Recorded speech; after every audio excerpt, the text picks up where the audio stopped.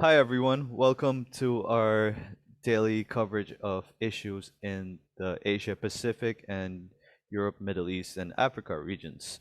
So, unfortunately, Paul can't join us today. He's in a meeting with some clients in Bangkok.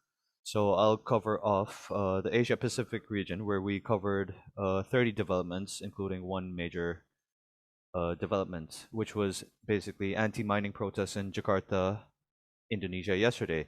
So one of the protests, both these protests are quite interesting. One of the protests was by the Indonesian Activist Network. They're demanding authorities investigate the apparent illegal coal mining in Kalimantan. And they've also called on authorities to investigate Tan Paulin, who colloquially is known as the Queen of Coal and is suspected of controlling coal mining activities in Kalimantan.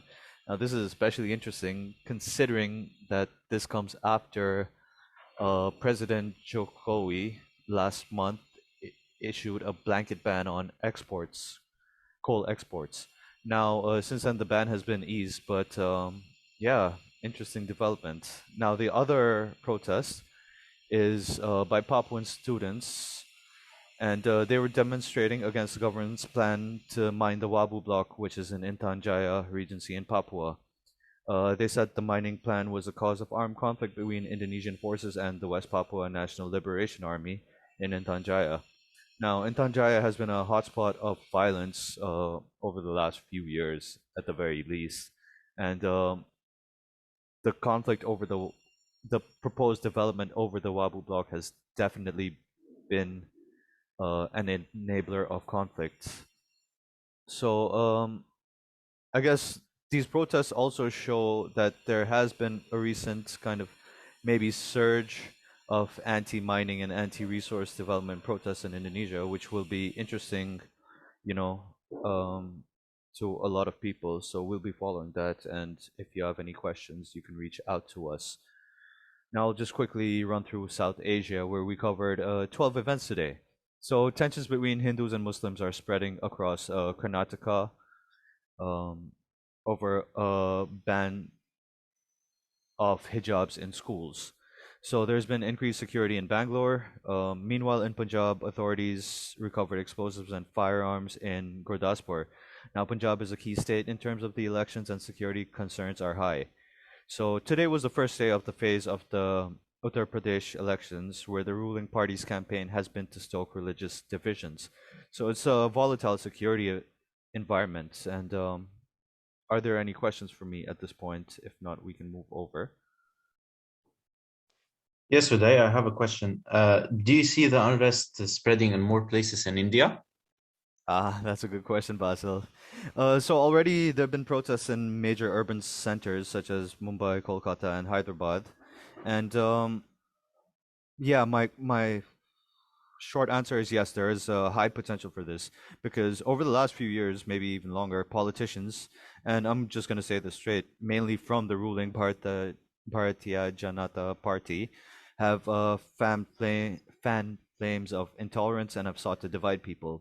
So it's an environment where, any and every incident gets framed as a communal conflict. And yeah, there could be some violence in areas sensitive, especially in electoral states.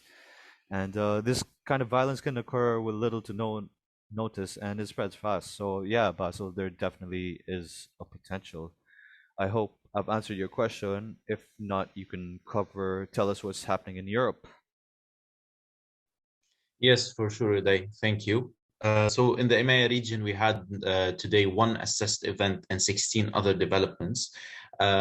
Starting off with Europe, there was a quite interesting development in France. A new protest is planned in Paris tomorrow. About 200 protesters gathered in their private cars and motorcycles in several cities yesterday to set off for a planned vehicular protest against COVID-19 restrictions. The interesting part about it is that it was inspired by the ongoing truckers' protest in Canada that disrupted the supply chain routes between Canada and the US. Some of the demonstrators were seen gathered in a parking lot in Nice and took off to Paris. They were seen also holding Canadian and French flags during the convoy. At least 6 convoys were organized yesterday by residents from Nice, Bayonne, Strasbourg, and Cherbourg. in order to hold the major vehicular rally tomorrow in Paris, and it also will head to Brussels. Do you have Basil, any questions about yeah, this? I actually do question. So, do you think a similar scenario to Canada might erupt in France then, considering the inspiration of the protests?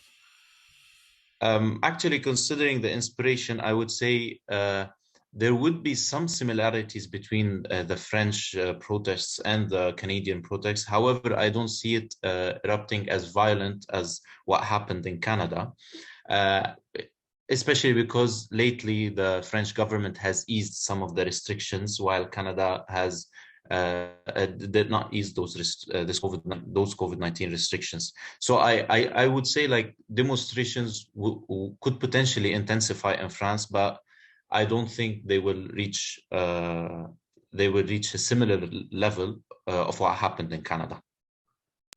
All right, thanks. I guess you could move over to the Middle East and For put us up sure, to Uday. date with that. So exactly. So, going over to the Middle East, in Iraq, at least three Iraqi troops were killed in a bomb explosion by Islamic State terrorists in Al-Rutba district, which is in Al-Anbar governorate.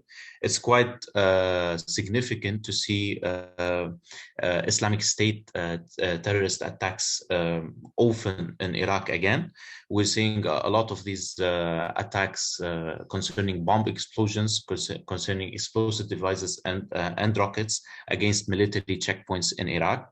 The explosive device detonated when the military vehicle was passing in Al-Sakar area. Also, at least one civilian was also killed and several others were injured. Uh, and that's it from the Middle East. Over to you, Sitati. Well, thank you, Bassel and Uday. In the case of Africa, we covered 5 developments today. And out of these developments, the attempted assassination of Libya's Prime Minister, Abdul Hamid Dbeibah in Tripoli earlier today stands out. And just a brief background to understanding the incident is that the House of Representatives, that is the Libyan parliament, is set to elect a new prime minister today. But at the backdrop of this is the rejection of today's planned election by Prime Minister Dbeibah. These developments are ideal conditions that could potentially lead to political protests. And another relevant issue to take into account is the recent buildup of armed groups in various parts of the country, including the capital Tripoli. Protests and violent clashes could likely cause disruptions to transportation, business activities, and supply chains, especially in Tripoli and Tobruk cities. So unless there's no any other comment about the development in Libya, I'll hand it over to Uday. Thank you. Thanks for that, Sitati. I guess we'll have to call it a day. It's been a busy one for all of us. So we'll see everyone on this next week. And of course, listeners can feel free to reach out to us and with any queries or information they might need. So we'll see you later. Thanks, everyone, and have a good evening.